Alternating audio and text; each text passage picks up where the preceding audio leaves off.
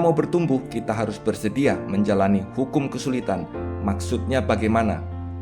Untuk bertumbuh dan mencapai goal, seseorang pasti akan melalui banyak kesulitan.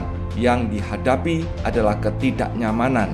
Tetapi melalui kesulitan-kesulitan yang dihadapilah dia dibentuk menjadi seorang pemenang. Jadi seorang leader dan calon leader yang hebat, pribadi yang tangguh, yang bisa diandalkan.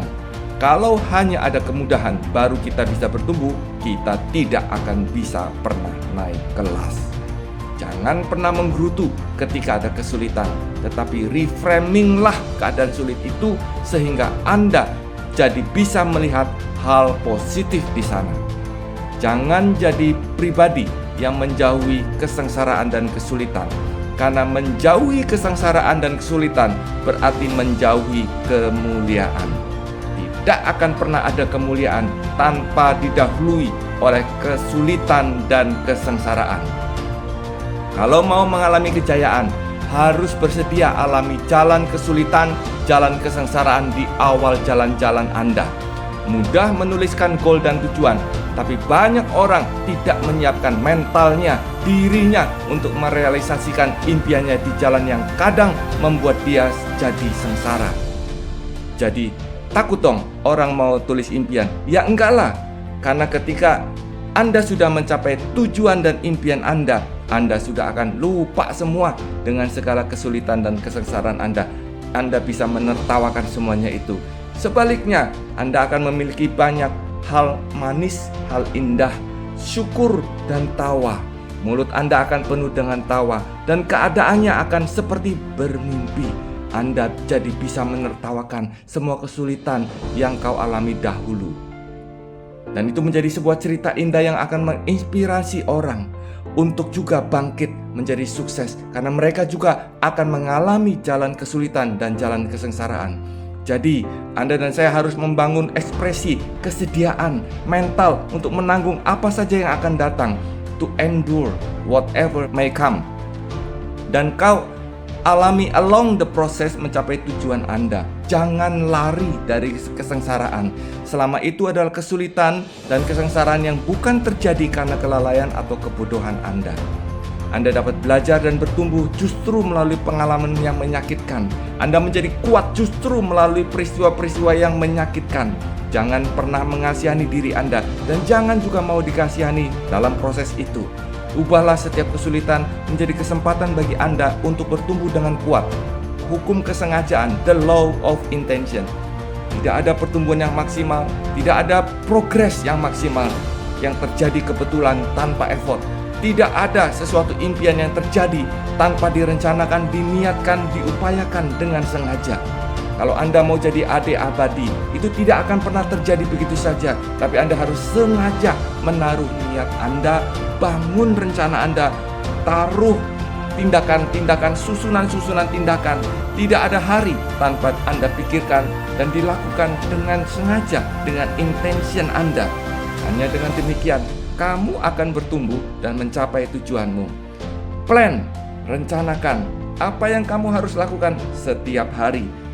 Do, lakukan apa yang kau sudah rencanakan setiap hari. Cek, evaluasi apa yang harus diperbaiki, apa yang sudah baik. Action kembali dengan perbaikan-perbaikan yang kau sudah lihat. Mana yang harus diperbaiki, di mana perlu. Inilah maksud dari the law of intention, hukum kesengajaan. Kalau Anda berdiam diri menunggu sesuatu terjadi dan berubah, itu tidak akan pernah terjadi. Pertumbuhan itu selalu by intention, by kesengajaan yang diniatkan. Kalaupun ada pertumbuhan yang tidak disengaja terjadi, keberhasilan yang tidak disengaja terjadi, itu tidak akan pernah berulang terus-menerus. Tidak akan menjadi siklus kesuksesan. Tidak akan pernah ada siklus kesuksesan tanpa yang namanya kesengajaan diniatkan. Tidak ada pertumbuhan yang tidak Anda niatkan dari sekarang akan terjadi. Jadi pertanyaannya sekarang, apa niat Anda? Apa niat sukses Anda? Kalau Anda belum punya niat untuk sukses, kapan lagi Anda memulainya? Kalau bukan sekarang. Untuk jadi AD, lalu jadi AD abadi. Ada satu lagi kualitas yang seorang leader atau calon leader harus kenakan, atau seorang yang mau sukses harus kenakan, yaitu adalah ready to suffer. Bahkan perhaps die because of what you believe. Die because of what your goal you believe. Anda akan jadi orang yang tidak suka dan tidak mudah gampang goyang dengan goal Anda.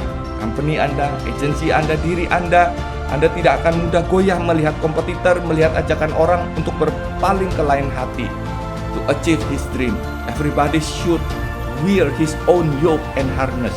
Setiap orang harus mengenakan tali kekangnya dan hooknya yang dia kenakan dengan sadar dan sengaja, dengan rela, bukan dengan berat hati, bukan dengan bersungut-sungut dan mengeluh. Inilah hukum pertumbuhan dan hukum kehidupan sejati. Cook, apa yang dimaksud dengan cook? Cook itu adalah kesukaran atau ketaatan paksa. Apa fungsi cook? Setiap orang harus mengenakan cook dalam hidupnya.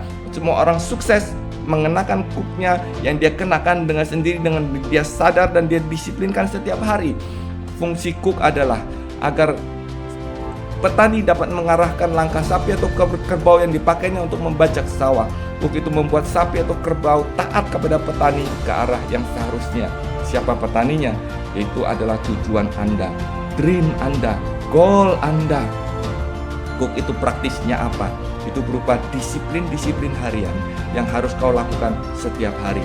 Standar-standar, aturan-aturan, latihan-latihan, disiplin-disiplin yang membuat engkau menjadi semakin orang yang siap, terlatih, bertumbuh, selalu siap, selalu dalam stamina dan kondisi vitalitas yang prima, yang akan membuat kau jadi orang yang berbeda, jadi orang yang tidak dapat dipandang rendah, punya skill yang tidak dapat dipandang rendah, dan karena kau punya kualitas, ketaatan, kekuatan, dan bukan hanya keberuntungan. Apa sih Cook? Beban paksa yang harus kau kenakan. 1. Kejar prestasi. Yang kedua, rekrut dan bangun tim. Ketiga, disiplin. Lakukan 3 dari 10 aktivitas setiap hari. Impian akan terjadi melalui hukum kesulitan dan hukum kesengajaan. The law of intention. Sukses buat kita semua.